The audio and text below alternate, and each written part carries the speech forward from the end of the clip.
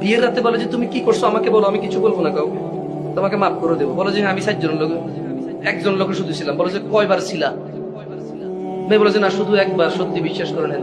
এরপর আবার মানে মেয়ের মা মেয়েকে ছেড়ে দিছে একা একা, একলা যায় একলা আসে, একলা যায় একলা আসে, ওনাদের সাথে পড়ালেখা করে। এরপরে যে এই এদেশে প্রেম করে বিয়ে সাকসেস রেশিও কত রে? এই জাহেল ছেলে আরেকজনের মেয়ের জীবন নষ্ট করিস। তুই বল না, তুই বল 100 জন পোলা মাইয়া প্রেম করে কয়জনের বিয়ে হয়? তোরা যে জানা করিস, এই গর্দভ মেয়ে, এই বর্বর মেয়ে, তোর মাথায় কি গোবর রে? মা বাপ না হয় জাহেল, বুঝলাম তোর জান্নাতের বিষয়ে খেয়াল রাখে না। বোন আমার তোর বয়স 14-15 হয়েছে না? বোন আমার তোর বয়স 16-17 হয়েছে না? কিভাবে তুই বিয়ের আগে আরেকটা ছেলের সাথে ঘুমাস? কিভাবে তুই আরেকটা ছেলের ক্লোজে যাস? কোন বুদ্ধি তোর? তোর কি বিবেচনা? তোর কুমারিত্ব কি বারবার ফিরে আসবে রে বোন?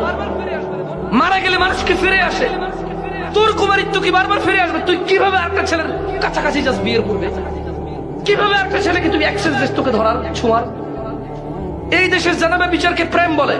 ওই জানাবে বিচার যা প্রেমই বললাম, সাকসেস রেশিও কয়টা? কয়টা ছেলে মেয়ে প্রেম করে কয়টা বিয়ে হয়েছে?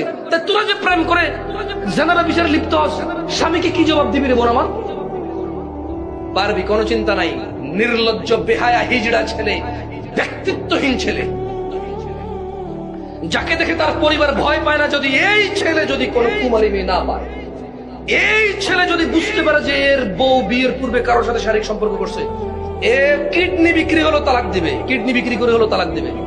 এবং সে অ্যানাউন্স করবে, হ্যাঁ আমি ওই দুর্ভাগা যা যে একটা মানে দুশ্চরিত্রা মহিলাকে বিয়ে করেছি, আমি সে অবিচক্ষণ লোক, আমি সেই বর্বর, সেই গর্ধব যে বিচক্ষণতা দিয়ে ফাইন্ডিংস করতে পারেনি একটা ভালো মেয়ে বিয়ে করেছে একটা দুশ্চরিত্রা যে বিয়ের পূর্বে চরিত্র খারাপ করেছে, আমি সেই দুর্ভাগা, সেই গর্ধব তালাক দিয়ে দিলাম।